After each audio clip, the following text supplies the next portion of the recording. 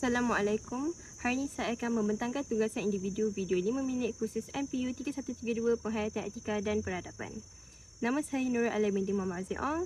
Nombor matrik saya S71054. Saya mengambil jurusan Sarjana Muda Biologi Marine. Saya akan membincangkan 3 aspek kebaikan dan 3 aspek keburukan globalisasi dalam konteks pembentukan etika dan adab masyarakat di Malaysia. 3 aspek kebaikan globalisasi ialah perkembangan sistem pendidikan, melahirkan masyarakat bermaklumat dan berpengetahuan dan mewujudkan kesefahaman sejagat. Aspek keburukan globalisasi ialah kelonggaran hubungan sosial sesama masyarakat, keruntuhan akhlak dalam kalangan masyarakat dan kehilangan budaya tempatan. Bagi perkembangan sistem pendidikan akan terus berkembang dengan adanya jaluran internet.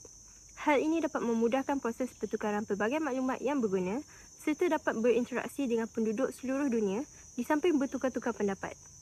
Selain itu, pendidikan jarak jauh dapat dilaksanakan dengan berkesan sama ada dalam negeri maupun di luar negara.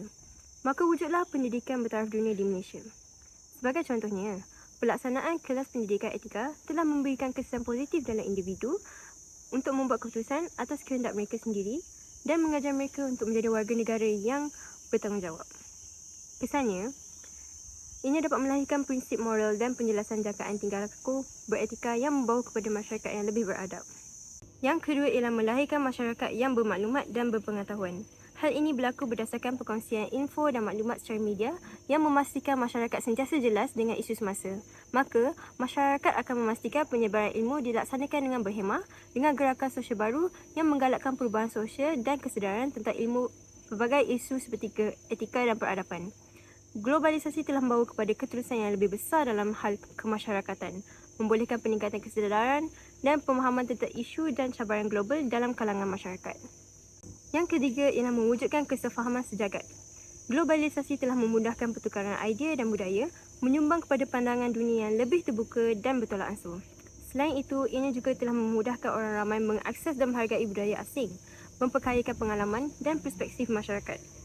Secara kesannya, globalisasi telah membawa kepada kepelbagaian budaya dan toleransi yang lebih besar, memupuk pemahaman dan penghargaan terhadap budaya dan tradisi yang berbeza.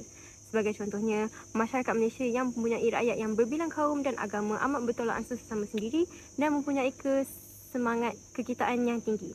Sebagai contohnya, masyarakat Malaysia menyambut perayaan masing-masing sambil melaksanakan amalan pintu terbuka serta berkongsian amalan adab etika yang sama. Keburukan globalisasi yang pertama ialah kelonggaran hubungan sosial sesama masyarakat. Hal ini kerana globalisasi telah menimbulkan ancaman gadget seperti telefon pintar, tablet atau iPad kepada kehidupan masyarakat semasa kini. Hal ini mewujudkan amalan ketidakpedulian masyarakat terhadap alam sekeliling. Masyarakat tidak lagi berbual sesama sendiri kerana sibuk menggunakan alatan gadget mereka. Apabila masing-masing leka, maka akan berlakulah ketidakkomunikasi antara keluarga atau rakan. Perkara ini akan menjadi faktor keruntuhan sesebuah keluarga atau rumah tangga. Ia secara tidak sedar boleh membunuh ikatan silaturahim antara masyarakat sesama sendiri.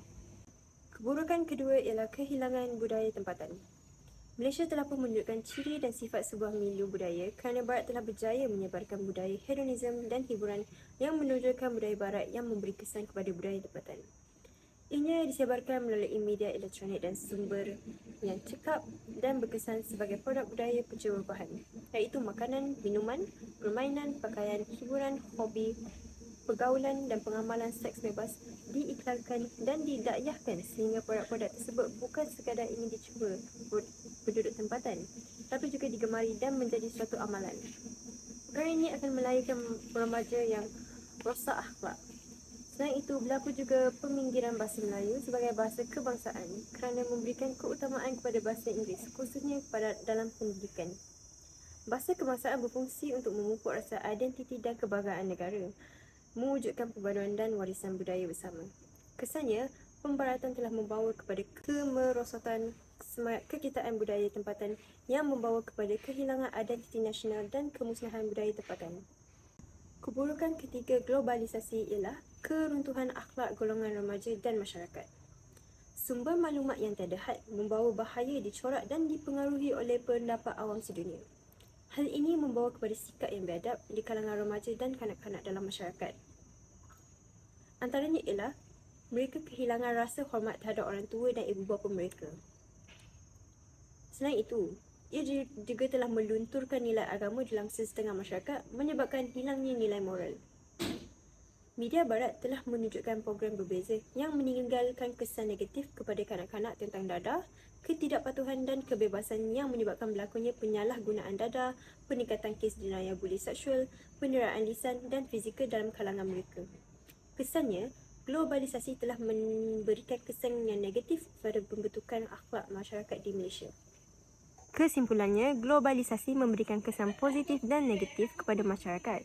Walaupun ia telah menyumbang kepada pertumbuhan ekonomi, pertukaran budaya dan taraf hidup yang lebih baik, ia juga telah menyebabkan peningkatan ketidaksamaan dan kehilangan identiti budaya.